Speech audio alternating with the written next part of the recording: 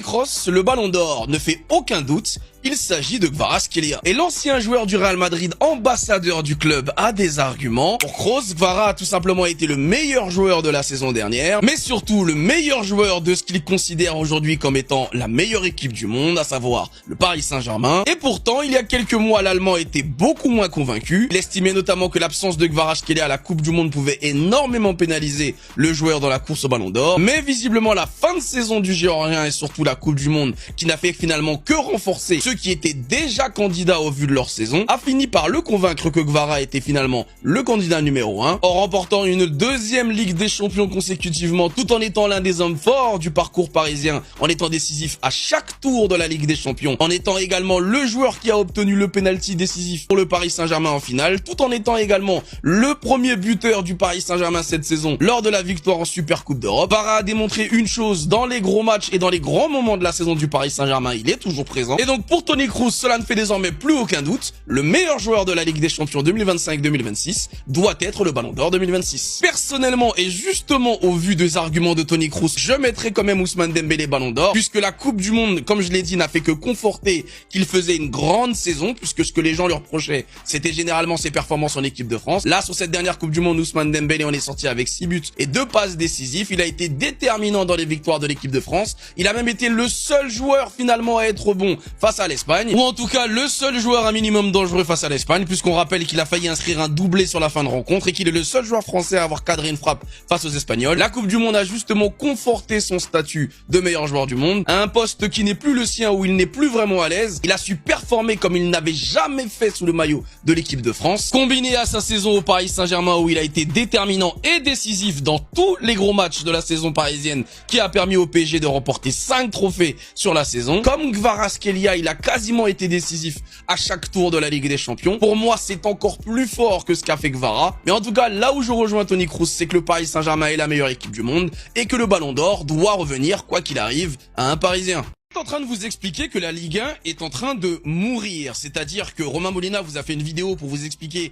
à quel point les clubs de Ligue 1 n'ont pas d'argent parce que les droits télé ne payent plus et qu'il n'y a plus d'investisseurs qui veulent mettre de l'argent en Ligue 1. La plupart des clubs de Ligue 1 ont de l'argent, c'est grâce au rayonnement du Paris Saint-Germain et aux droits télé, au peu de droits télé finalement que l'on a, mais sans le Paris Saint-Germain, déjà ce que les clubs de Ligue 1 ont actuellement, ils l'auraient pas. Et pourtant, en France, on continue de taper sur le Paris Saint-Germain et on continue de faire passer le Paris Saint-Germain pour les méchants de l'histoire. En témoigne ce que vient de faire Corentin Tolisso, qui utilise la haine du Paris Saint-Germain en faisant semblant de ne pas comprendre pourquoi le match de la Ligue 1 entre Toulouse et l'Olympique Lyonnais de la première journée ne va pas être reporté malgré la demande de Lyon à la LFP, puisque Toulouse a refusé que le match soit reporté et que le match de qualification de l'Olympique Lyonnais ne va pas rapporter beaucoup de points UEFA à la Ligue 1. La LFP a donc logiquement décidé de suivre le choix de Toulouse, à savoir de ne pas reporter le match. La LFP ne reporte les matchs qu'à partir des huitièmes de finale de chaque compétition européenne, puisque ce sont les matchs qui rapportent le plus de points UEFA. Vous inquiétez pas, Corentin Tolisso, il le sait parfaitement, il connaît parfaitement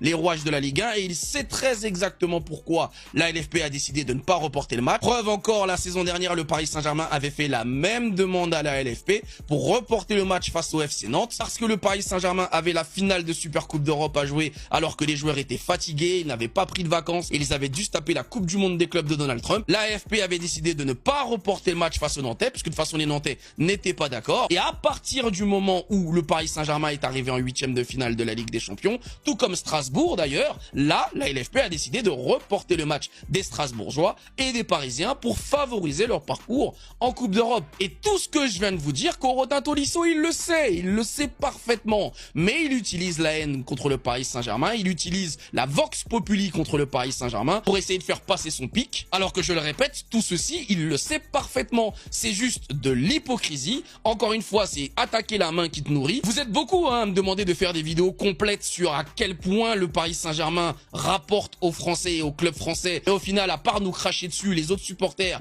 et les acteurs de la Ligue 1, ils savent rien faire d'autre. Ils sont absolument pas reconnaissants sur ce que le PSG fait pour la Ligue 1 et pour la France en général. Eux, ils sont uniquement dans leur clubisme et dans leur délire de rivalité, alors qu'il n'y a aucune rivalité entre le Paris Saint-Germain et l'Olympique Lyonnais. Et vous en avez encore une fois l'exemple parfait. Demain, on retire le Paris Saint-Germain de ce championnat il meurt instant. Et pourtant, il continue de parler de nous comme si on était le problème du championnat. Vous êtes des imbéciles et encore une fois, je vous le dis avec toute la bienveillance du monde. Vous passez votre temps à vous faire avoir par les gens qui utilisent votre haine contre le Paris Saint-Germain et on en a encore une fois l'exemple parfait. Alors qu'il était à la tête de l'Olympique de Marseille, Roberto De Zerbi utilisait la haine en France contre le Paris Saint-Germain pour s'attirer la sympathie du public. À l'époque, l'entraîneur italien voulait s'ériger comme étant une espèce de contre-pouvoir établi contre le Paris Saint-Germain. Il arrêtait pas de balancer des pics sur l'argent du Paris Saint-Germain expliquant que le championnat était faussé, que le Paris Saint-Germain devrait dépenser moins d'argent, que ce n'était absolument pas équitable de voir le Paris Saint-Germain avoir autant d'argent, alors que finalement, du temps où Roberto De Zerbi a été entraîneur de l'Olympique de Marseille, c'est l'époque où le PSG a sûrement fait les moins de folies. Roberto De Zerbi a surtout perdu contre le Paris Saint-Germain sur le terrain parce qu'il n'a pas été capable de faire mieux que le Racing Club de Lens, par exemple, qui vient de battre le PSG lors du Trophée des Champions. Et si donc l'entraîneur italien avait voulu se donner cette image proche du peuple, anti-système, anti-pouvoir, mais surtout anti-oseille, à peine est-il devenu l'entraîneur de Tottenham que finalement l'oseille il le claque à volonté puisqu'il vient par exemple de dépenser plus de 100 millions d'euros pour acheter les services d'un joueur qui était remplaçant, ce qui montre une fois de plus que tout le discours qu'il a tenu lorsqu'il était entraîneur de l'Olympique de Marseille, c'était complètement du vent. Son but, comme je l'ai dit, était simplement de s'attirer la sympathie du public, surtout celui qui est anti-Paris Saint-Germain. Mais là où c'est encore plus drôle, c'est quand on voit comment il a cartouché Mason Greenwood. À peine avait-il signé à Tottenham, alors que lorsqu'il était entraîneur de l'Olympique de Marseille, il était le premier à le défendre. Ça vous montre une fois de plus ce que je passe mon temps à vous expliquer. La haine contre le Paris Saint-Germain, elle est complètement démesurée, elle est inutile au possible, mais elle est surtout orientée par les acteurs du football. Ils savent exactement comment avoir vos clics, comment avoir vos commentaires et comment avoir de la visibilité grâce à vous, parce que vous donnez de l'importance à ces gens-là qui vous font croire qu'ils détestent le Paris Saint-Germain autant que vous, alors qu'on l'a bien vu avec Mehdi Benassia. Demain, le PSG leur propose un contrat, ce sont les premiers à signer. Si seulement c'était lui le Ballon d'Or 2026. Oui, parce que je parle bien de notre numéro 7 du Paris Saint-Germain, Gvicha Kvaratskhelia. Forcément, j'aimerais revenir sur cette déclaration de Toni Kroos concernant le potentiel vainqueur du Ballon d'Or 2026. Regardez ce qu'il a dit. Toni Kroos, le vainqueur du Ballon d'Or, c'est Gvicha Kvaratskhelia. Pour moi, c'est le numéro 1 sans hésiter. Les 4 joueurs de la Coupe du Monde, que ce soit Messi, Bellingham, Mbappé et Rodri, ont eu une saison en club médiocre. Kvara est le meilleur joueur également du meilleur club au monde la saison dernière et actuellement. Franchement, moi les gars, je vous le dis, je suis d'accord. Parce que oui, c'est une année de Coupe du Monde, c'est très bien que l'année de Coupe du Monde, la Coupe du Monde est énormément mise en valeur pour remporter le Ballon d'Or. Mais quand tu vois que lors de cette Coupe du Monde, il n'y a pas forcément un joueur qui s'est plus démarqué qu'un autre, c'est là où tu te dis qu'en fait, faut regarder plutôt tout au long de la saison et notamment en club. Et ce qu'a fait Gvicha Kvaratskhelia cette saison, notamment dans la plus grande des compétitions qui est la Ligue des Champions avec le Paris Saint-Germain, on peut pas passer à côté les gars. Pas venir dire oui c'est rien, c'est qu'une performance comme d'autres. Non les gars. Gvicha Kvaratskhelia cette saison en Ligue des Champions, c'est 16 matchs joués, 10 buts, 6 passes décisives. Et il n'y a pas que ça les gars, parce qu'il a notamment été élu meilleur joueur de la Ligue des Champions cette saison. Et c'est pas rien les gars, et c'est pas donné à tout le monde. Donc oui, forcément, on a des raisons de croire que Gvicha Kvaratskhelia pourrait remporter le Ballon d'Or 2026 très prochainement. Ce joueur les gars, c'est un joueur hors norme qui est exceptionnel, qui est fantastique. Certes, il n'a pas joué la Coupe du Monde, mais là où Gvicha Kvaratskhelia marque énormément de points en Ligue des Champions, c'est qu'il est impactant et qu'il est décisif dans les grands rendez-vous. On se rappelle en huitième, en quart, en demi, à part la finale les gars. Il a toujours répondu présent et il a toujours été décisif et il aide énormément le Paris Saint-Germain et c'est notamment un acteur majeur de la victoire du Paris Saint-Germain une nouvelle fois cette saison en Ligue des Champions. En tout cas les gars, dites-moi ce que vous en pensez en commentaire, si vous êtes d'accord ou pas et si selon vous, Gvicha Kvaratskhelia peut potentiellement remporter le Ballon d'Or 2026. Selon Romain Molina, le Paris Saint-Germain souhaite toujours se séparer de Lucas Chevalier et écouterait les offres potentielles pour Ilya Zabarny. Moi je vous dis la vérité les frérots, pour Chevalier, pour moi, je pense qu'il a raison. Je pense réellement que le Paris Saint-Germain souhaite s'en séparer, mais ils veulent un gardien de qualité et surtout trouver une porte de sortie à Chevalier, ce qui va pas être simple à quelques jours de la fin du mercato. Concernant Zabarny, j'ai un peu plus de doutes et de réserves par rapport à cette info. Je pense réellement que Lucho compte sur lui cette saison, mais les gars, on sait jamais dans le football. Tout peut se passer. On sait jamais. Ça se trouve, à un moment, ils vont péter un câble. 3-4 jours avant la fin du mercato, Zabarny en partance et on récupère un autre joueur. Tout est possible. En tout cas, je pense que cette info va ravir une bonne partie des supporters du Paris Saint-Germain. Et n'hésitez pas à me dire en commentaire, est-ce que vous voyez Chevalier et Zabarny quitter le Paris Saint-Germain dès cet été? Moi, les gars, comme j'ai dit, j'ai des réserves. Je pense qu'ils seront parisiens quand même. Mais on ne sait jamais, comme je vous l'ai dit dans le football, tout est possible. Et je sais que Luis Enrique, de toute façon, par rapport au gardien, tant qu'il n'a pas son gardien type, il sera toujours à la recherche. Pour Zabarni, pour moi, réellement, je pense qu'il compte réellement sur lui. Paris Saint-Germain veut 70 millions pour Ibrahim Baye. Rien d'étonnant les frérots, je vous l'avais déjà dit pour le dossier Barcola. On tape haut pour avoir le prix juste. Aujourd'hui, le PSG demande 70 millions pour avoir environ 50 millions pour l'international sénégalais. C'est tout à fait normal. Ça va être la même chose pour Barcola quand on parlait de 170 millions. C'est pour avoir 130 voire 140 fixes pour le joueur du PSG. Voilà les gars, on sait qu'on est sur la fin du mercato. Toutes les équipes qui chipotaient un peu, qui étaient un peu dans les négociations, ils savent très bien que les premières journées de championnat commencent ce week-end. Il va falloir que les équipes soient au complète. Les gars, ça va s'accélérer, ça va aller très très vite. Je sais que les deux joueurs partiront du Paris Saint-Germain. On sait que ce week-end, ils ne seront pas sur la feuille de match. Ils se sont entraînés normalement cette semaine. Mais voilà les gars, ça va s'accélérer très très vite. Peut-être ce week-end, sinon début de semaine prochaine, ça devrait s'accélérer très rapidement. En tout cas, dites-moi ce que vous en pensez. Est-ce que vous voyez Ibrahim Baye partir pour 50, 60, voire 70 millions? S'il part pour 70 millions, ils sont vraiment forts. La commission de discipline française pue la merde sur cette faute de Nuno Mendes durant le match du Trophée des Champions. Carton rouge, logique, geste d'humeur, même s'il se fait retenir en amont. Mais carton rouge logique. Mais me dire que Nuno Mendes sera suspendu durant les 3 prochains matchs du Paris Saint-Germain en Ligue 1, c'est clairement du n'importe quoi. On a vu de telles fautes en Ligue 1. Ça là, ça, pas de match de suspension, pas de carton rouge. Commission de discipline, bec fermé. On a vu des tacles comme ça. Ce jour-là, Lucas Chevalier, il pouvait perdre sa cheville. Commission de discipline, aucun rapport. Pas de carton, rien. Pas d'expulsion surtout. Et vous allez me dire que sur un geste d'humeur, sur un joueur qui se fait retenir, qui part en vitesse, qui met un coup de coude, carton rouge logique sur ce match-là, il pouvait manquer ce match, sortir, oui. Mais 3 matchs de suspension. Non, mais c'est trop abusé. Tout en sachant que le PSG va débuter la Ligue 1 à Rennes. Ensuite, va enchaîner avec Lille, puis avec Monaco. Donc, Nuno Mendes va manquer ces 3 matchs-là. En tout cas, en France, le Paris Saint-Germain est clairement détesté. Et là, il n'y a plus débat, les gars. 70 millions pour Ibrahim Baye, 70 millions, les frères. Le PSG qui est méchant cette année en négociation.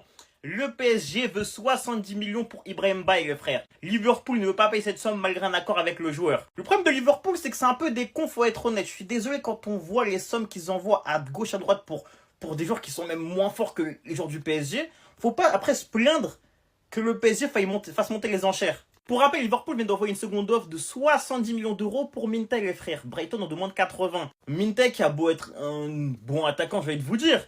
Mais Minteh, les gars, c'est 3 buts la saison passée. Je pense que c'est 6 la saison d'avant. C'est pas plus de goal assist en carrière, je crois. Enfin, sur une saison, je veux dire. Les gars, s'il vous plaît. Enfin, en termes de stade, Mbaye fait la même chose. Voire fait mieux en étant plus jeune avec un plus gros potentiel. Pourquoi est-ce qu'on braderait un joueur qui est pas forcément moins fort que Minteh, qui a plus de potentiel, alors qu'ils sont prêts à envoyer plus pour Minteh? Ça n'a aucun sens. Ça n'a aucun sens, les frères. Donc oui, pour Mbaye, c'est 70 millions minimum, les frères. Je tiens juste à vous rappeler qu'à Cluj, il aura beau mettre 20 passes décisives dans la saison, s'il fait pas tous les replis défensifs comme le fait Désiré Doué, s'il n'aide pas ses coéquipiers défensivement, son temps de jeu sera restreint. Ferran Torres, il aura beau mettre 20, 30 buts, s'il fait pas tous les pressings comme le fait Ousmane Dembélé, s'il n'aide pas ses coéquipiers défensivement, son temps de jeu sera restreint. Mika Gott, il aura beau dribbler, mettre des petits ponts, être un vrai joueur déséquilibrant, s'il fait pas tous les replis défensifs comme Kvaratskhelia, s'il n'aide pas ses coéquipiers défensivement, son temps de jeu sera restreint. Je vous dis ça parce qu'il y a encore des gens qui pensent que sous Luis Enrique, faire des stats, ça suffit pour gratter du temps de jeu.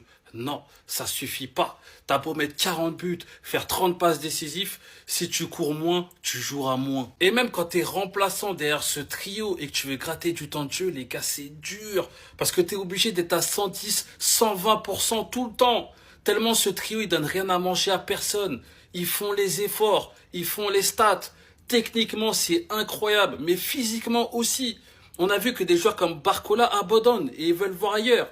Voilà, si tu veux gratter du temps de jeu derrière ce trio, il faut faire les stats, c'est important. Mais si tu fais pas les efforts à côté, ton temps de jeu sera restreint. Parlons de notre Paris Saint-Germain et surtout du mercato de la saison dernière. nos dirigeants sont en train de se rendre compte qu'il y a eu une erreur de casting, qu'ils sont passés complètement à côté du mercato. Le PSG souhaite toujours se séparer de Lucas Chevalier et écouterait les offres potentielles pour Ilya Zabarny. C'est bien, le club s'en est rendu compte. Au niveau de la deuxième information, on va parler de Bradley Barcola parce que le prix de 170 millions, c'était pour gonfler le truc. Les gars, on s'y attendait. Comme je vous ai dit au début du mercato, c'est une partie d'échec tout simplement. Ce sont les jeux des négociations. Ça a permis à certains de s'enflammer. La réalité, c'est que le prix ci-dessous, voire même un peu moins, est le prix que le Paris Saint-Germain veut depuis le début. 140 à 150 millions. 170, les gars, c'était beaucoup trop. Même moi qui suis très content que le Paris Saint-Germain soit gourmand, là, on était un petit peu dans l'abus. Et on va parler aussi de Désiré Doué parce que selon Jamel, les discussions pour une prolongation de Désiré Doué vont bientôt débuter. Lui, il faut le blinder, il faut l'enfermer, il faut le cacher. Pour moi, Désiré Doué, ça va être un joueur qui va faire parler lors des prochains mercatos. Tous les grands clubs vont vouloir se l'arracher. Le club de la capitale n'en aurait pas fini avec son mercato. Ça fait maintenant 2 jours qu'on entend parler de la rumeur Folarin Balogun au Paris Saint-Germain. Mais depuis quelques heures, elle commence vraiment à prendre de l'épaisseur. Après les arrivées de Ferran Torres, Mika Götze et Magnès Akliouche, les dirigeants parisiens auraient renoué contact avec l'attaquant de Monaco. Un dossier, on le sait, qui n'est pas nouveau, puisque Luis Campos avait déjà pris des informations sur le joueur en tout début de mercato, avant de finalement le mettre en suspens. L'international américain serait très apprécié en interne, sa Coupe du Monde a aussi dû jouer pour lui, et les bonnes relations entre le Paris Saint-Germain et l'AS Monaco pourraient faciliter l'opération. Mais attention, c'est quand même à prendre avec des pincettes parce que tout ça serait conditionné uniquement si jamais il y avait un départ d'Ibrahim Baye. Mais plus les jours passent et plus on s'y dirige, donc ça commence vraiment à bouger pour Balogun, mais on va quand même attendre quelques jours histoire de voir comment ça évolue dans le dossier des départs avant de pouvoir dire que oui, on fait une offre concrète à Monaco pour Balogun. Toni Kroos, c'était pas le meilleur milieu de l'histoire pour rien. Non, je rigole les gars, mais plus sérieusement, regardez ce que dit Toni Kroos par rapport à Kvara. Le vainqueur du Ballon d'Or, c'est Kvara. Pour moi, c'est le numéro 1 sans hésiter. Et il explique très bien, les 4 joueurs de la Coupe du Monde, Messi, Bellingham, Mbappé et Rodri, ont eu une saison en club médiocre. Kvara est le meilleur joueur, également du meilleur club au monde, la saison dernière et actuellement. C'est pas moi qui dis les gars, c'est Toni Kroos, grand maestro du football, grand connaisseur du football. Et c'est pas le premier qui en parle, Unai Emery aussi l'avait évoqué après le match de Supercoupe. Et Kvara, c'est vrai que, je pense, ce match de Supercoupe, il l'a remis un petit peu dans les rangs. Et quand on regarde, c'est vrai, parmi tous les prétendants, la Coupe du Monde des prétendants, elle est pas ouf. Que ça soit Kane qui a été déçu, que ce soit Yamal, oui il l'a gagné, mais il a été décevant. Dembélé, il a fait une bonne Coupe du Monde, mais c'est pas lui que tu retiens. Après t'as Kylian, mais Kylian avec le Real, il a fait une saison blanche, il a rien gagné. Rodri fait une belle Coupe du Monde, il n'y a rien à dire, il termine meilleur joueur, d'ailleurs c'est un petit peu abusé, mais tranquille. Mais sa saison avec City en club, elle est très très moyenne pour ne pas dire mauvaise. Donc au final, je suis pas en train de vous dire que Kvara doit l'avoir, mais Kvara est un prétendant, même s'il n'a pas joué cette foutue Coupe du Monde, c'est un prétendant parce que ses concurrents qui ont participé à la Coupe du Monde, ils n'ont pas su tirer leur épingle du jeu, tout simplement. C'est peut-être la fin de piste pour Mbaye à Liverpool parce que selon Mail Sport, Liverpool est peu susceptible de poursuivre son intérêt pour l'Ibrahim Mbaye qui n'a été jusqu'à présent qu'exploratoire. Aucun accord entre Mbaye et Liverpool. On apprend aussi que le PSG valorise Mbaye à 70 millions. C'est une dinguerie. 70 millions. Après, ils nous disent aussi c'est qu'un point pour commencer les négociations. Donc, c'est pas vraiment son prix. Et dans le même temps, on apprend aussi que Liverpool a fait une offre de 70 millions pour Yacouba Minté. Un accord a déjà été trouvé avec le joueur. C'est-à-dire là, Mbaye, Barcola, Liverpool, ça peut se faire dans les derniers jours de mercato, mais Mbaye, je pense vraiment que c'est KO de ouf. Yacouba Minté, en plus, c'est vraiment le profil que Liverpool cherche. Un ailier droit, gaucher pour remplacer Mohamed Salah.